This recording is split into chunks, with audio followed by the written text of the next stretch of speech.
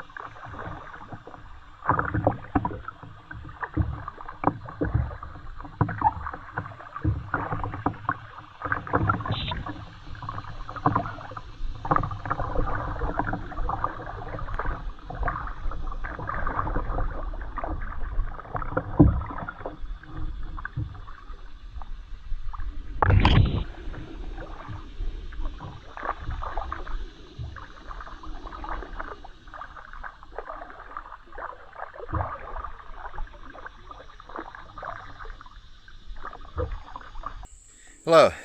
Thought I'd stop, get a drink. I have no idea how far down the river I am. I know the halfway point is when I go under a bridge, and I haven't made that yet. I'd love to just have this camera on the front of the kayak and film the entire trip, but that would be a long video and probably quite boring. But I've had a lot of challenges. This is August, and generally in August this time of year, there's not enough water to float the upper part of this creek. You have to float the lower part and into bigger rivers like the Merrimack. But we've had enough rain this year to where we're able to do it, and I'm really having a good time. So I'm on the Courtois. I'm doing the 13-mile float from Berryman down to Huzzah River Resort. This water is crystal clear. It's cold, and I'm having a great time. Let me get this camera in the water and just show you how clear this is.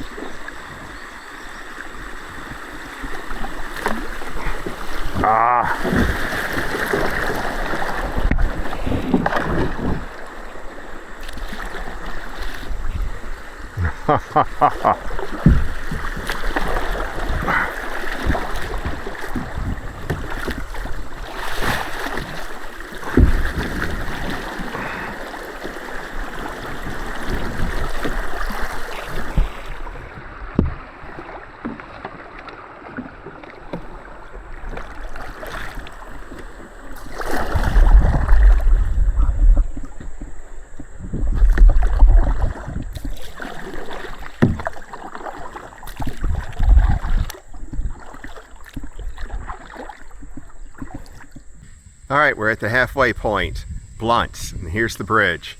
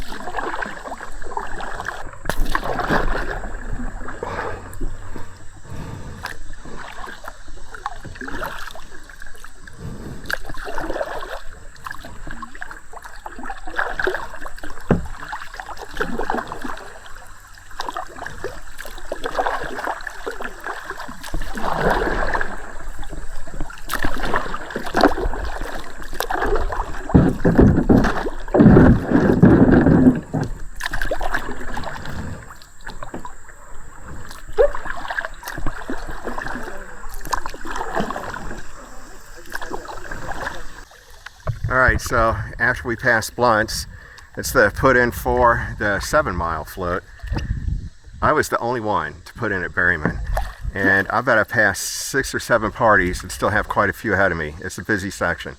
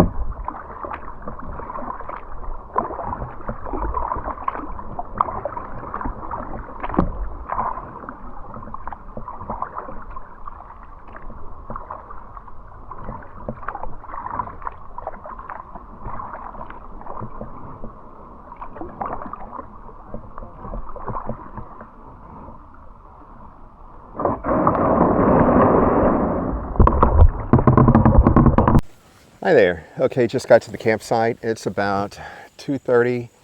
That float took about 4.5 hours. It's supposed to take 7.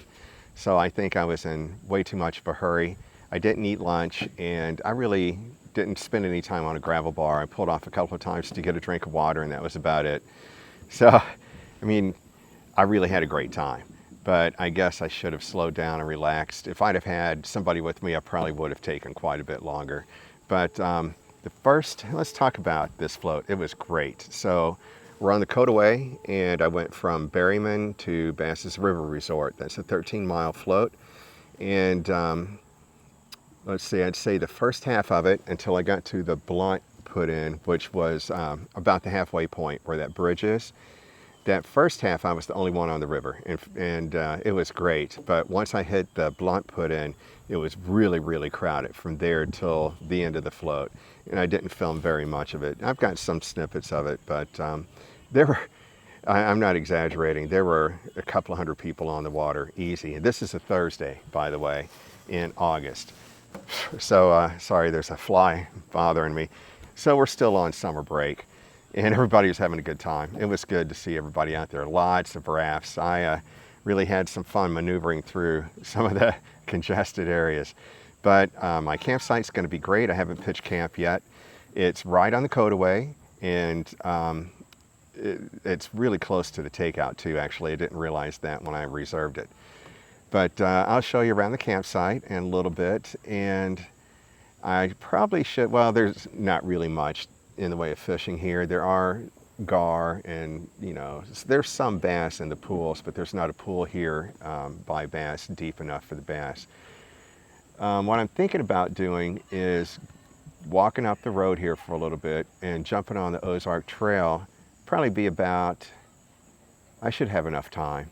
Yeah, it'd probably be about a 5 to 6 mile out and back to do that. What I wanted to do was go to this old cemetery and show it to you, and then come back and pitch camp and have dinner. So let me show you camp, and we'll go do that. Here we are. Got all my wet stuff laid out to dry. The car, got a fire ring. This is the neighbor camp's picnic table. This tree, number 215, it's my spot. I'll pitch my tent somewhere right in front of this tree. And here's the Courtois, right behind the tree. How awesome is that? I'm in the family area, so we have quiet hours here. That's why I picked this spot. I've camped here from over a mile away from the party area, and it's still really loud. Didn't want to get too close to that. All right, so my campsite is on the opposite side of the low water bridge from the bass store. And this is kind of where you get on your bus or your van to go out on your floats. This is kind of the headquarters for the floating part of it. This gravel road, this low water bridge, and the paved road down by the store are all part of the Ozark Trail. This is the party campground just off to the right of the road. And then we do have a few cabins over here. Bass has quite a large area. And then we're surrounded by woods, hills, and cows. A lot of cows. As you're walking this road, you will make a corner after you cross a creek and start going uphill. And as you can see, cows. There's a big one there.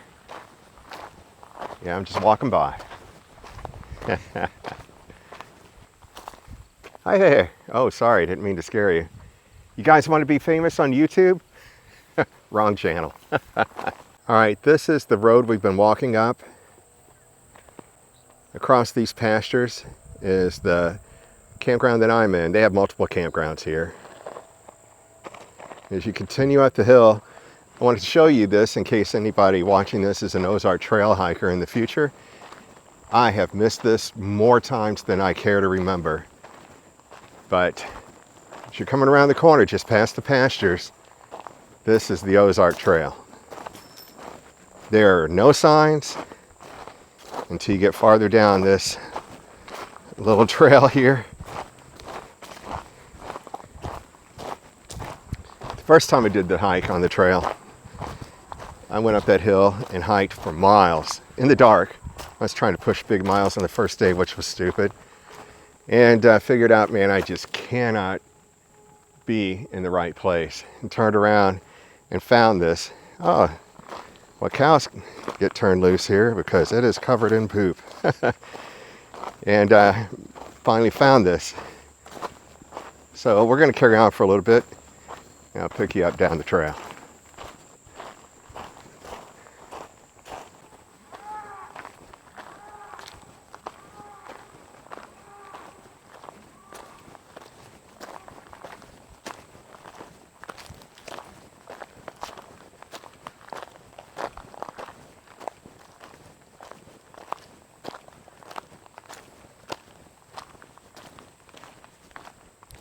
So if you've watched very many of my videos, you've noticed that I've gone to a lot of cemeteries just lost out in the woods.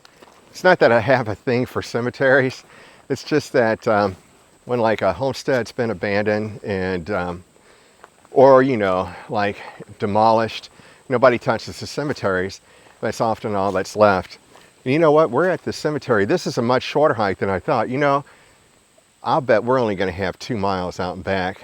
I can tell we're here because there are yuccas all over the place, which is a sign of somebody having lived here before. Let's look at the cemetery.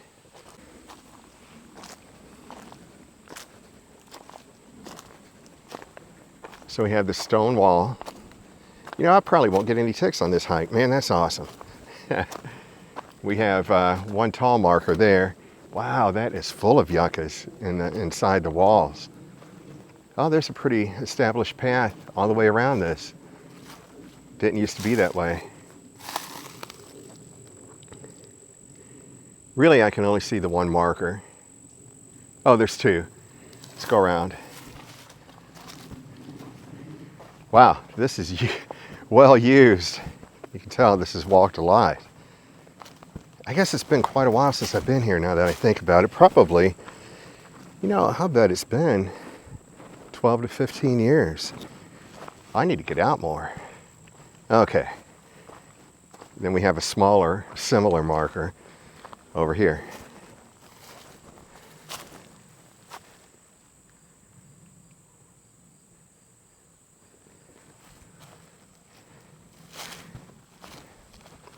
And we're back on the Ozark Trail. So, interesting thing happened to me at this cemetery on my first hike on the Ozark Trail. It was a while ago, and I had my wife drop me off at Onondaga. And I was going to hike 119 miles in 1 week from Onondaga. Let's see, that would have been all the way down to Russell Mountain. So like through Tomstock, Johnson Shut Ins, Bell Mountain, all that area. And knowing I only had a week, it really wouldn't have been big mileage days, 119 miles in a week, but I really wanted to knock it out of the park the first 2 or 3 days so I could cruise for the rest of the week. And so what I did was, when I got here at Bass, it was getting dark already, and just bought some sugar to keep me going, soda, a couple of candy bars, and hit the trail. Now I ate that on the deck there at Bass, and now it's dark and I'm hiking with a headlamp. Never been in this area before, and I get to that cemetery and I'm looking at it with my headlamp and I'm thinking, wow, this is creepy, way out here in the middle of the woods, And above my head was a screech owl that just screeched. I almost peed my pants and made really good time for the next hour on the trail. I ended up going maybe, 3 or 4 miles more after that. And I think it did, well, it's not a big mileage day, but you got to consider drive time. But I think it did like 18 miles that day, and slept at the top of the bluffs on the edge of the Courtois and listened to 3 different packs of coyotes howling at each other from different areas all night long. That was really cool. I just cowboy camped on the ground that night. I was tired. And long story short, on that hike, thank God I have an understanding wife. I was doing such big mileage days that I got blistered really bad. And where was I at? I was down past Berryman just before 8, the road number 8, and I was able to get cell service, thank God. I don't have cell service here, by the way, and get in touch with my wife. I could barely walk, and she came and picked me up. So I don't know how many miles I did. That wouldn't have been half of it, though. Almost back to camp. Man, I am ready for dinner. I should have stopped for lunch today. It's not like I didn't have time. So I've been contemplating the names that we have around here, or how we pronounce the names is really what I mean.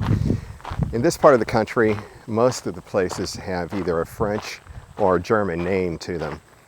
For example, the Courtois, when I first moved here, I was a teenager and I pronounced it Courtois. I was wrong. And the Huzzah, well, I pronounced it Huzzah, as in the cheer, hip hip huzzah. Yeah, it's kind of funny how it goes, but there are a lot of roads and towns that are pronounced way differently than you would expect them to around here. So when you're watching this video, if you're not a local, Courtois is pronounced Courtois in Missouri. I'm not sure if this is going to show up. I hope so. I only brought my action camera for this trip, but there must be 24 vultures just flying right above the campground here. That is really cool. All right, camp is pitched. That was easy. Man, I love car camping. I'm gonna have to do more car camping. It's really easy. Could have brought a bigger tent. I just brought my one-man tent because that's just one night on this trip. And even though I'm a little bit hungry for dinner, I'm gonna wait. It's still kind of early. Have a cigar, do a little bit of reading. I'm reading currently the book on mental toughness by Andy Frisella, local businessman. It's really an interesting book. So he has a program to develop mental toughness he came out with years ago, I don't know when. And I did it a couple of years ago, and it was tough. It's supposed to be. But it was really interesting. The results were, long story short though, I got down to 173 pounds by the end of that 75 days, which was 20 something pounds lost. I forgot how much. I think I was pushing 190 then, 195. I pushed 195, so like 22 pounds. But in the past 2 years, as soon as I was done with it, I had so many like tendon and muscle injuries because you have 2 45-minute workouts you have to do every day for those 75 days. No breaks, and one of them has to be outdoors regardless of the weather, which was really interesting. I didn't like it at first, but I really did by the end. I kind of wanted bad weather days. It's kind of weird, but sometimes those challenges in life are worth just doing it just for the challenge. And anyway, so the 2 years since then, I really was slacking, no working out at all. And other than like, you know, a hike or whatever, but that's not really working out. And let's see, and of course, no alcohol for 75 days as part of that program. But boy, in the past 2 years, I sure didn't stick to that. Long story short, I'm up to 200 pounds. And it's like, you know what? I have no self-discipline anymore. And I need to stay on, redevelop self-discipline and just stay on top of it going forward. So I've been into the program for about a week now. I lost 5 pounds the first 2 days and plateaued. I mean, it's only been a week, but I'm not doing it so much for the weight loss. Sorry, all my stuff's blowing off the table. That's really not what the program's about, but it is kind of one of the benefits of the program. Depending upon your shape, you know, of course. And I like to get back to close to that 173, probably 175, right in that area, and then kind of stay there. We'll see. We'll see. It's interesting. But this is beautiful breeze, I think we're supposed to get around the mid 80s today and down to the low to mid 60s tonight for August. It's awesome. We had a cold front come in 2 days ago, and it really lowered our temperatures, and it knocked the humidity down a bit too, which really helps in this part of the country. It's still high humidity, I would say. When I checked it yesterday, I think we were pushing 70, so it's, you know, still a lot higher than I like it to be. So I'm gonna read, enjoy this cigar, and I'll get back to you later, probably at dinner time. Catch you later. So I almost forgot, before I get into this book, I wanted to talk about my day today on the Courtois. So it's a 13-mile float from Berryman down to the Huzzah River Resort, which is nice because I could see the kayak I rented from my campsite just right across the river there. And it was beautiful. Now, generally in August, the upper Courtois is close to floating because it's so shallow that you just can't float. You're just dragging the whole time. But we've had enough rain this year to where we're still able to float it in August. And there were some shallow areas, not that bad, not bad at all, really. It was tough for me to read the current and where the channels were. So some of the times where I got beached, so to speak, was just because I couldn't really tell where the channel was. But it was a blast. I really had a good time. It's full of snags. A little river like this is always going to be full of, depending upon what area of the country you're from. Around here, we'll call all these down trees in the water snags. Some people call them strainers or sweepers, whether they're above or below water. But it wasn't dangerous at all. I really enjoyed the float today.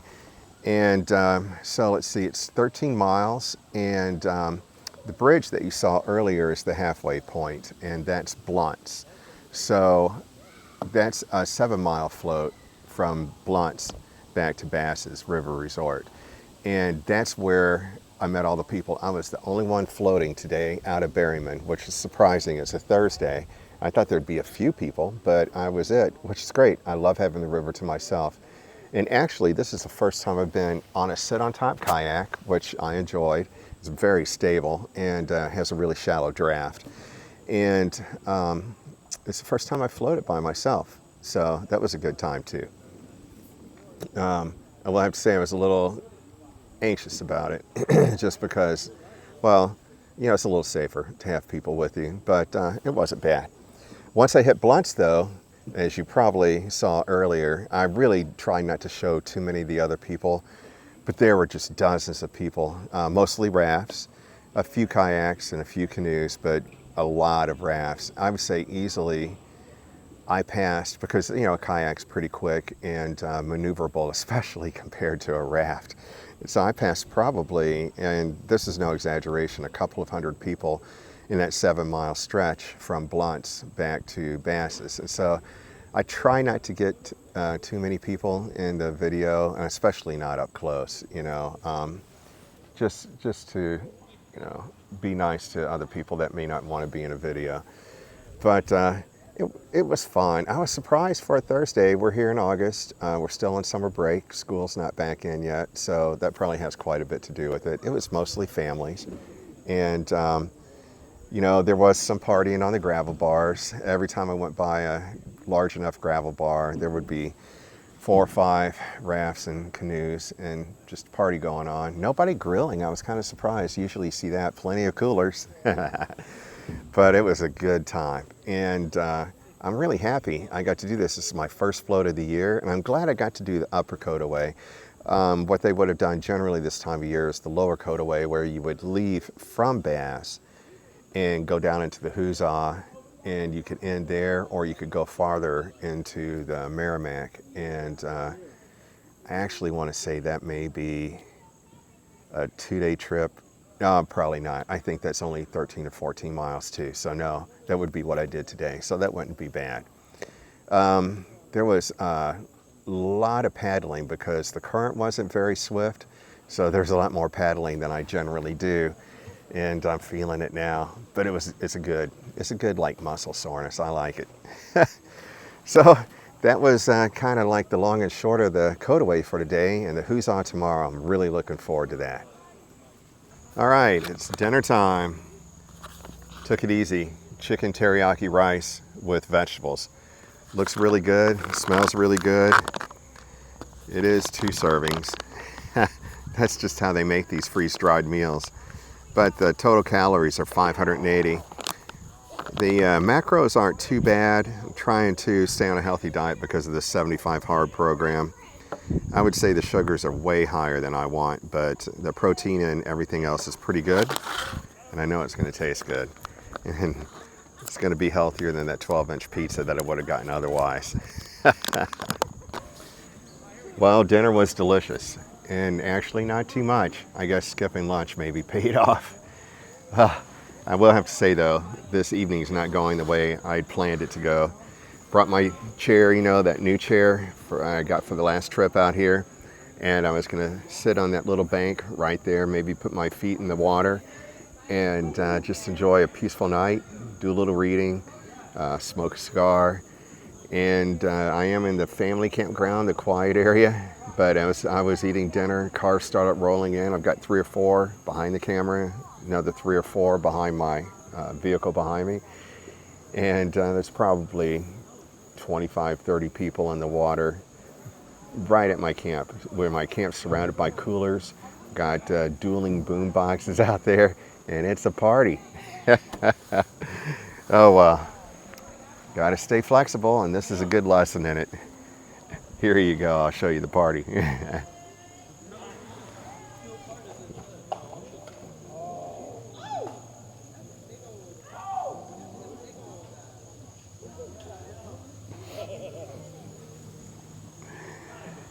That's funny.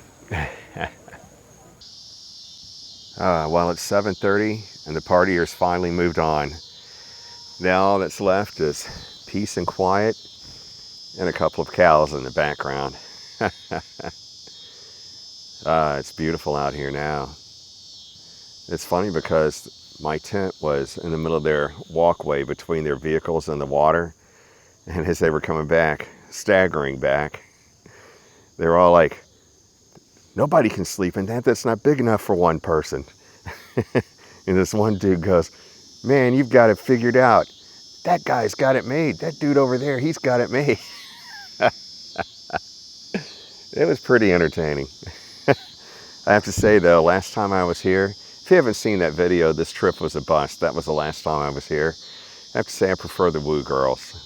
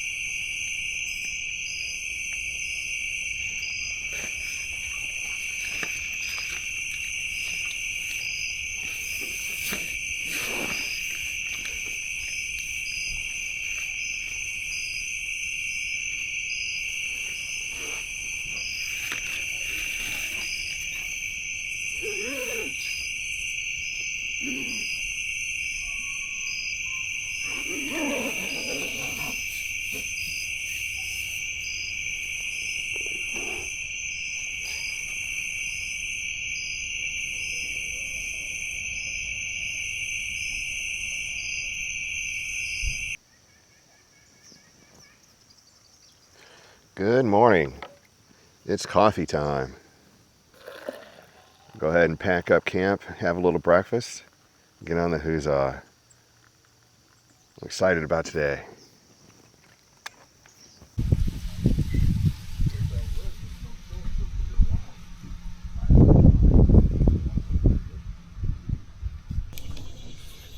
Ah, that's cold.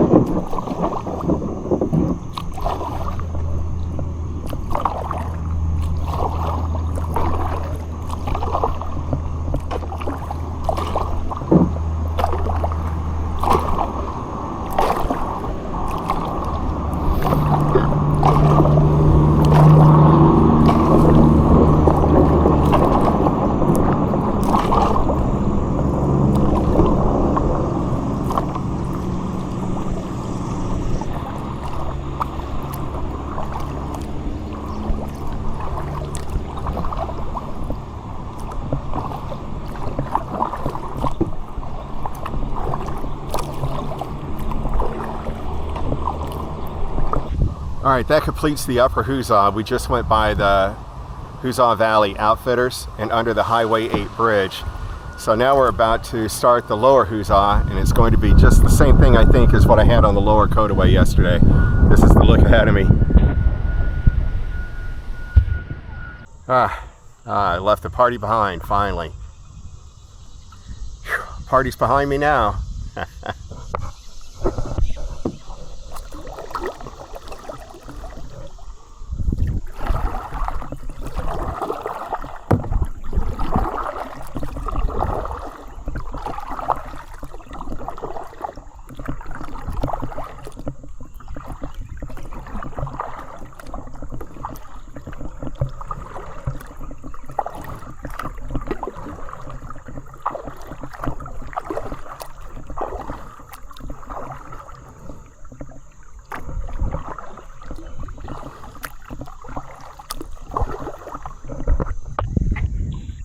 So I've been talking to the people fishing out here, smallmouth bass and bluegill. Every one I've seen though is too small to keep.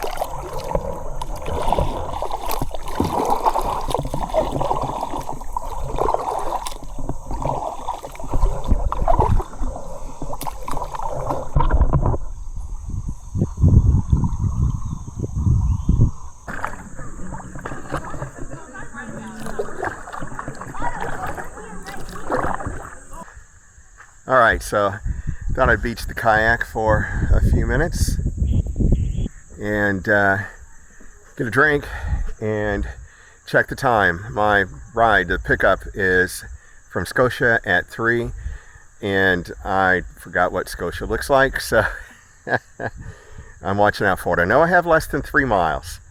So a little break, check my time, back on the water. Well, it was only 1:30 when I stopped, and I'm really close to the end, so I had lunch and took an extended break, and I'm just going to take it nice and easy on this cruise to the end.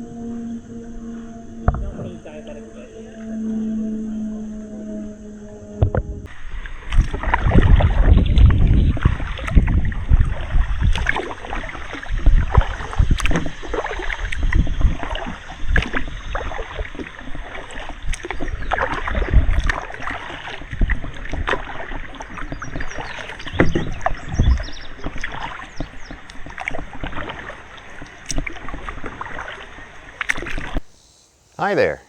So I was driving home yesterday and I realized I forgot to tell you about my day on the Huzzah.